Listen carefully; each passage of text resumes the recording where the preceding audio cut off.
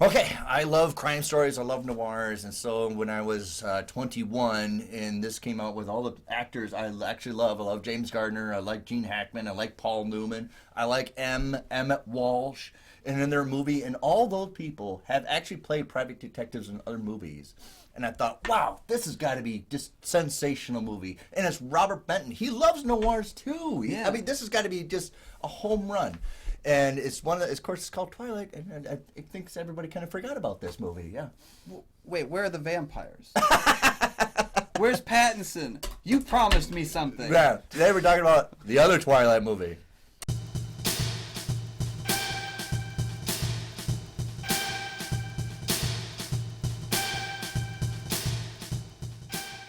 Welcome back to the show, everyone. I'm one of your hosts, Kyle Goethe from GoatFilmReviews.com. Hi, everybody. I'm Nick from the St. Paul Filmcast. Thanks for finding us. Thanks for watching. And for our loyal fans, sincerely thank you for continuing to support the show. Hey, you can follow the show on Twitter and on Instagram. You can submit questions to us, and we can probably answer them on the show through that way.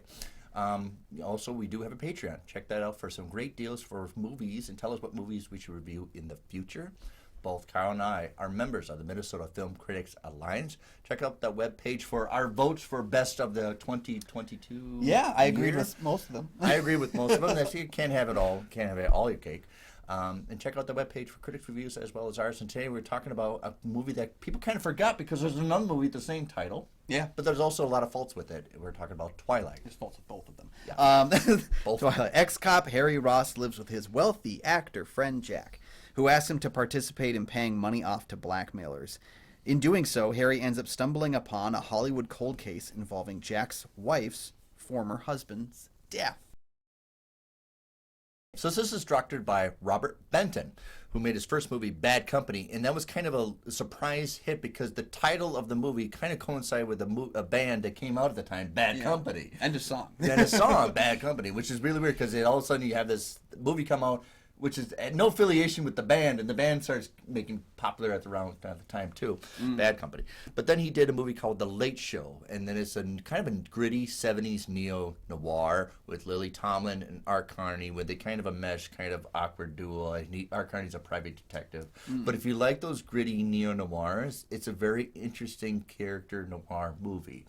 That kind of catapulted Robert Benton to be regarded because a lot of people like that movie. I don't know if you can find it. It's really weird title for that movie, The Late Show. But then he would go on to do what he's kind of known for doing is Kramer versus Kramer, and that shot him into the stratosphere because it won like Best Picture. And had, Dustin Hoffman and Meryl Streep, and it talked about a subject that wasn't really covered a lot in movies, and it's divorce and all the proceedings of a divorce. I think it won Best Picture. My God, well, and Benton, it's like he's known for two things: Kramer versus Kramer and working with Paul Newman, which are two things that are exclusive, kind of depart themselves. I think he did Nobody's Fool with that was one of his last movies, him and Paul Newman, which is and a so great they movie. teamed up a couple of times together and seemed to have a pretty good rapport. And I'm assuming one of them brought the other one into this film.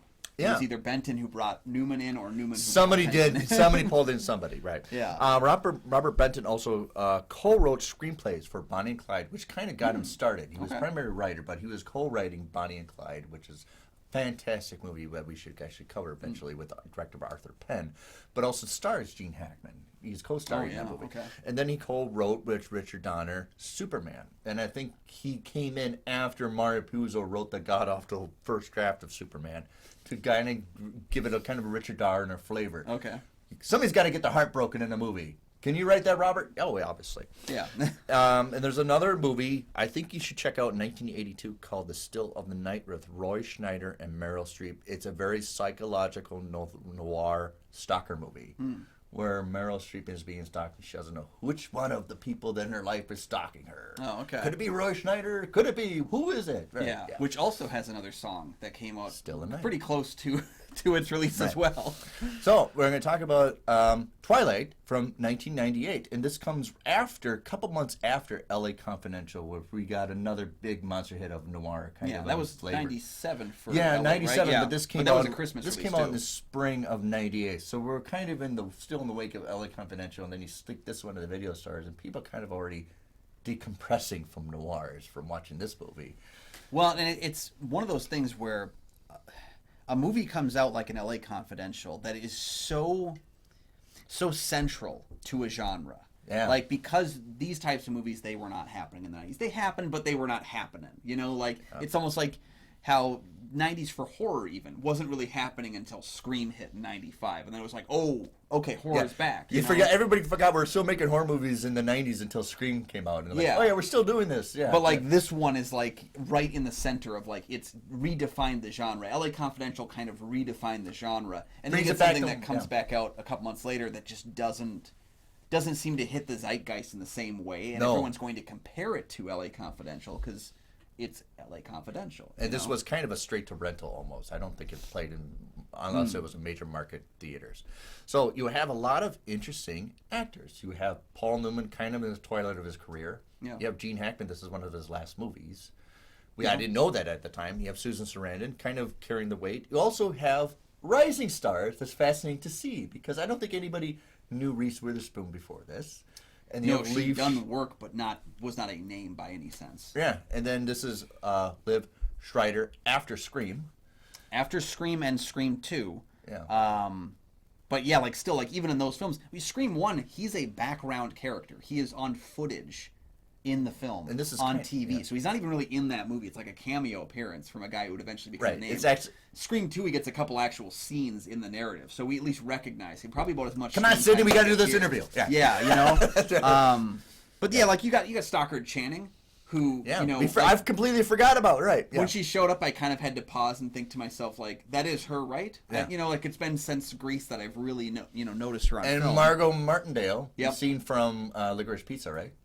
Was she in Licorice Pizza? No, she wasn't. I can't remember. I always think she's in August Osage County is one of the films That's I go right. with her That's a lot. right. She's also fantastic in Justified. She plays kind of a criminal boss in one of the seasons of Justified, and she's fantastic. But no matter what film she shows up in, she has just a level of pull around the people around her. Like she's tired of stupidity. She gets that look like I'm just tired sick of it. sick of stupidity, which is perfect for this role. Stockard Channing, but then Reese Witherspoon kind of rising the level, and also this actor had been working since the 80s. I get it, but like this was again another like inertial step in the rising creation of Giancarlo Esposito. Who we would eventually know as Gus Fring on Breaking Bad, who had appeared in Usual Suspects too, right? I think it was Usual Suspects. He was in Do the Right Thing. He also had a great death scene in the Stephen King directed Maximum Overdrive. I think he's killed by a arcade machine. Oh my god, I have to go back and watch it. Another reason I have to go back and watch that. God, so Giancarlo Esposito had done films before, but this is the most prolific, or I guess the most noticeable in the cast he is, because he actually has stuff to do. He's got, he's in Do the Right Thing, he's very made up. He doesn't look like how we recognize him today. Yeah. In a lot of his other films, that's kind of the way it is. But right here, he's like, it's hard not to see him as Gus Fring. So Gene Hackman was in a movie called Night Moves from 1972 where he played a private detective. You have Paul Newman who played a private detective called Harper in the movie Harper. There's a great sequel. I think it's even better than the movie Drowning Pool from 1977. My God, we should talk about that because I think they wanted to do a Harper trilogy because you have Harper, the private Paul Newman, Harper from 66, and then Drowning Pool in 76. And you want to see something, I don't think they had the rights to the book. Yeah. And you want to do something, well, it's called Harry. And it's something like he's, on the twilight of his career, and he's fumbling. He's not on the spot as he used to be. And I think that was the struggle. I think he wanted to do something like a trilogy for Harper. And also another person that did also private detectives, James Garner did a private detective in two movies I can't remember, but also the TV show Rockford Files. Yeah, Rockford Files, which was just every week, every day on WGN or all those channels, you still see Rockford Files. And the corrupt cop who only has a few scenes on the moment, M. Emmett Walsh, but he did a private detective in Blood Simple. Awful private detective with that yellow suit and blood. Well, he doesn't fare too well this time around either. Yeah. Robert Ebert is famous for saying any movie that has Harry Dean Stanton and M. Emmett Walsh as supporting roles is not a bad movie. Side note, M. Emmett Walsh is in one of my favorite episodes of Tales from the Crypt, where he plays a man who hates his wife's affection for animals. And so he eventually starts stuffing her cats and stuffing her pets, and then she decides to stuff him.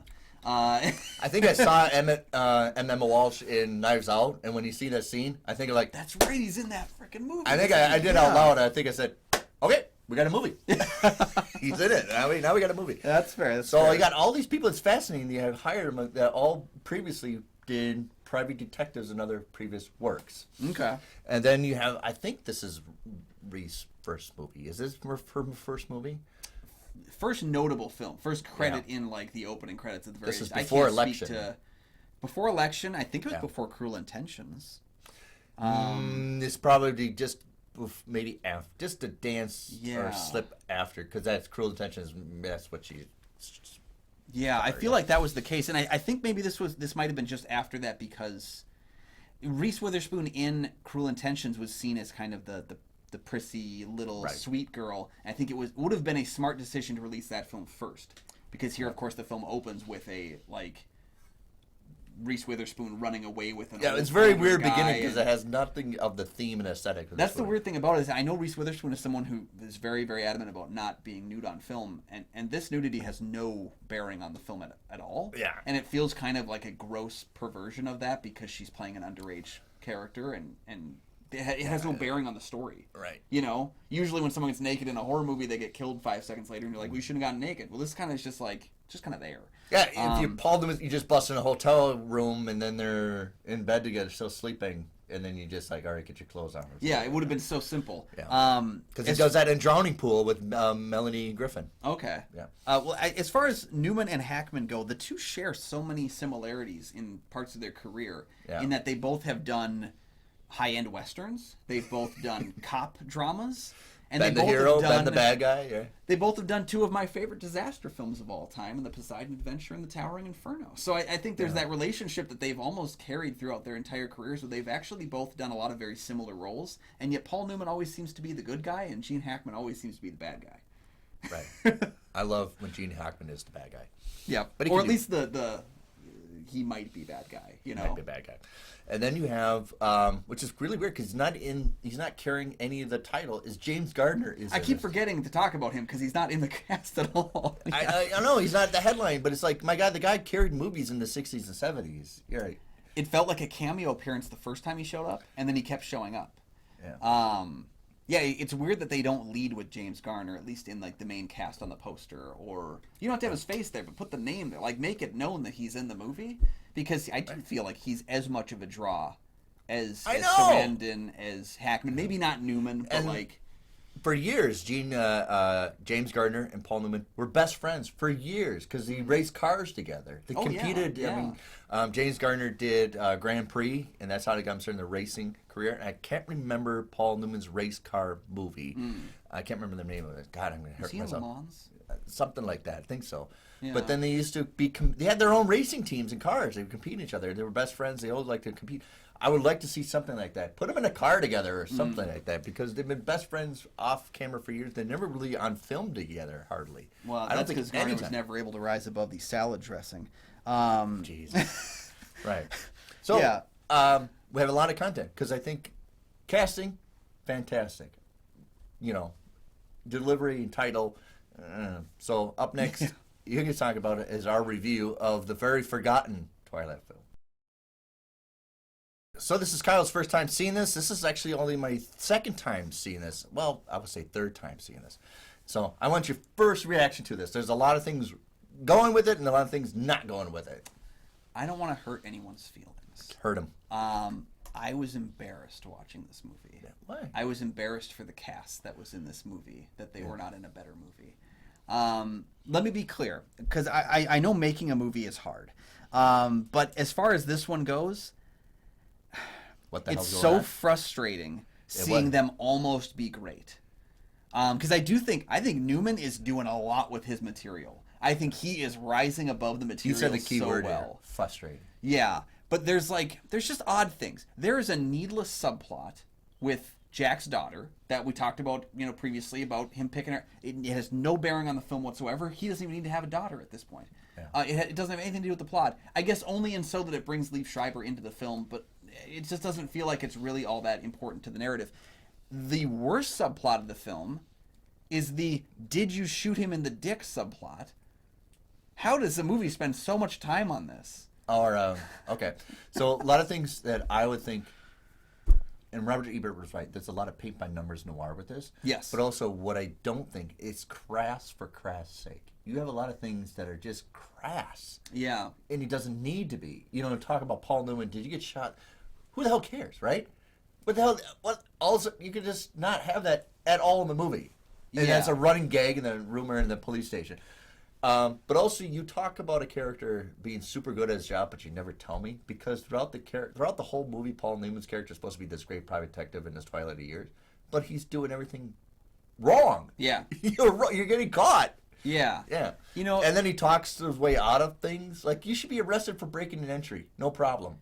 It feels like the kind of movie where you could solve a lot of these problems with a one line of dialogue. You know, I go back to that joke from Thank You for Smoking all the time, where they're talking about people smoking and after having sex in space, and they're like, we'll just say thank God for the something that allows us to smoke. And it was in space. Screamers. Yeah, and like that's the thing, is that you can fix a lot of this kind of dialogue with a simple line.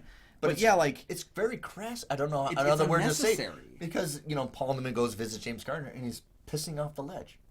Like, why do you need that? Well, yeah, what narrative purpose does it serve? There's no metaphorical need for James Garner to be pissing off a ledge, unless the metaphor is his career, because that's what he's doing to it with the movie. It's. And you have Gene Hackman. All he's doing is sitting down and he's dying of cancer. My God, you have Gene Hackman. Doesn't Gene Hackman's character have cancer in the Royal Tenenbaums as well? And he does a whole lot more with that film. I know. There's a point in the scene where Susan Sarandon starts breaking stuff in the furniture, and I think she's just doing it because she's just tired of just saying her lines and being on the mark. She just wants to get out there and break stuff. But you're right. Frustrating is the word to it, because you have a great cast, you have a great director, but you have a horrible script that seems just as... That is written by this writer-director, along with Richard Russo, who worked with him on Nobody's Fool as well. So, again, not green. They're not green writers, not green directors, not green anywhere. The green is Reese Witherspoon in the film, but she's, again, doing a lot more with the material than the material's giving her to do. It makes me want to go back and see all those actors in other stuff they've done. Reminds me, like, oh my God, I haven't seen Gene Hackman in Unforgiven. I want to go back and see Unforgiven. Oh my God, James Gardner in Support Your Local Sheriff. I want to go back to see those. I immediately put Rocky Horror Picture Show back in the DVD player, just so I could watch Susan Sarandon in something really great. Because I am a Susan Sarandon stan, if you will. I think I also love her work in Cloud Atlas. I love her work in Speed Racer. I love her work in Rocky Horror Picture Show. Fantastic. I think she's great in everything. Bull Durham, she's a killer. I think she elevates every piece of material she's in, and she doesn't have a damn thing to do in this movie other than Paul Newman. Right. And there's no reason for it. Yeah. There's no reason other than because it feels like they got on set the day and like, what are we shooting? I don't know, just make something up. We'll piece it together. Do you ever show up to a test and realize you didn't study? That was kind of this movie. It felt like hand in your paperwork, and he's like, shit, I forgot to write the script. And he's like, let's take 5, everyone. Writes the scene. This is our scene. Like, it felt like that throughout the whole narrative, where just everything was jumbled. It was paint by numbers. And it seemed forced. Yeah. Best things about noirs is firsthand who's the bad guy, and we go through a whole journey. We come back. Act 1 kind of bends into Act 3. Yeah. Act 2 is the car chase and go out to different bad villains and everything, get your monster, whatever, or you schemers or something like that. But this doesn't feel like at all anybody was in a threat or in danger. Yeah. And part of it is that we're trying to solve a murder investigation that happened 40 years decades ago. And who gives a... You watch the movie like, who really gives a crap? Gene Hackman has cancer, so he's obviously not... It doesn't matter if he's involved, because... if we find out anything about him, he doesn't have much time left. We get a number of these kind of things where it holds no bearing on the actual film if so and so is involved or this or that. Going into spoilers, because we are going to dive into spoilers here, because I think the ending is so important to why this film doesn't work. So that's your spoiler warning. Watch the film. It's crassy at the end. I think making a murder mystery, beyond anything else, this is a murder mystery. We're trying to figure out who done it, right? Right. And I think making a whodunit is very hard, because if you're really good at writing all the characters as possible suspects, they all seem like when one of them is announced to be the killer, you're like, well, obviously, right? Right. This whole point of Scream. Yeah. We get it. Yeah. Right Scream does a great job of convincing you over and over again that would be the obvious choice. No. That's way too obvious. Right. But that's the answer. This movie, I don't need you to completely convince me that the obvious killer is not the killer, but I need you to convince me that it's possible someone else is. Just do it once. You don't need to convince me that like it's obvious they wouldn't be the killer, but you need to at least make it not the most obvious thing. Yeah. And it's from moment one when James Garner shows up for scene 2 that he's in. I'm like, well, he's the killer. Like that's it. When he was there for the cameo, I wasn't convinced yet. But the second he's in scene number 2, I'm And like, oh, there it is. Paul Newman's walking away from him, and he can't get away from him. Yeah. Right? Yeah. You learn a lot from bad movies of what not to do, and this is the reason why I watched this movie, because it's like this is love noir, but they're missing the whole beat of it. There is no chemistry between anybody in this movie at all. Yeah, it is weird that someone like Newman and Sarandon don't have even like sexual chemistry or romantic chemistry. I didn't buy their relationship at all. Right, and you watch Maltese Falcon, Humphrey Bogart and Mary Astor, they have chemistry together. Yeah. Double Indemnity. You understand how he's enthralled with her. No matter what she says, jump off of the bridge, he's going to go do it. The most chemistry of any film, so much so that you need a chemistry set, North by Northwest, does not. That's chemistry. That's you never question steam. it. You don't need a cue card to tell you that these guys are infatuated with each other. Yeah. If Stockard Channing's character is so digmatized by Paul Newman that she's going to throw her career away. Oh my God, I forgot about that. Yeah. Oh, I hate this. And that's the end of the movie. Then you have to show he's got. Yeah, it's all just awkward. I hate when movies do this, and I'm going to tell you right now: if you're writing a screenplay, do not let it happen like this. Character A. I can't do this to you. I'm going to lose my job. Character B, do it anyway. Character A, okay. That's the movie. There's no convincing. And we, again, maybe it's because you said it yourself. You said it really well. We don't know him as a cop. We know him as an ex-cop. We don't know his relationship with Stockard Channing. We don't know his relationship with anyone on the force. We don't know if he's talented. Everybody tells us he's good at his job. We only know, it's told, not shown. Yes. It's show and tell without the show. And Samuel Fuller is right. Show it. You tell us he's a great detective of all time. Show me. There are films where it's necessary to do the voiceover. It's necessary to do tell, don't show. There are films where it happens. Right. But when possible, show. Yeah. Show us his last case before retirement. Open the film with that instead of the Reese Witherspoon thing. Before we go, there's another great about showing but not showing. Mm-hmm. In the movie Divorce, The Divorcee from 1930, Norma Shearer has an affair with somebody outside her marriage. You don't see it. All you see is their hands, and they're in bed together, and all they're doing is this. You see their hands, and then they go like this and like that, and you know exactly what the hell's going on. And then at the end of it, he starts playing with her wedding ring. You're showing me, but you're not really showing it. I know what's going on. My mind's filling in the blanks. That's the difference of time, though, because in the 30s, you couldn't show that. And it was far more salacious. You couldn't show that, the thing we're talking about. You had to show the hands. Yeah. It's ironic that a movie that features nude scenes, like Twilight, is so unsexual about the things it needs to be sexual about. They think they have to make it up. I have to say the word again. Crassy. Yeah.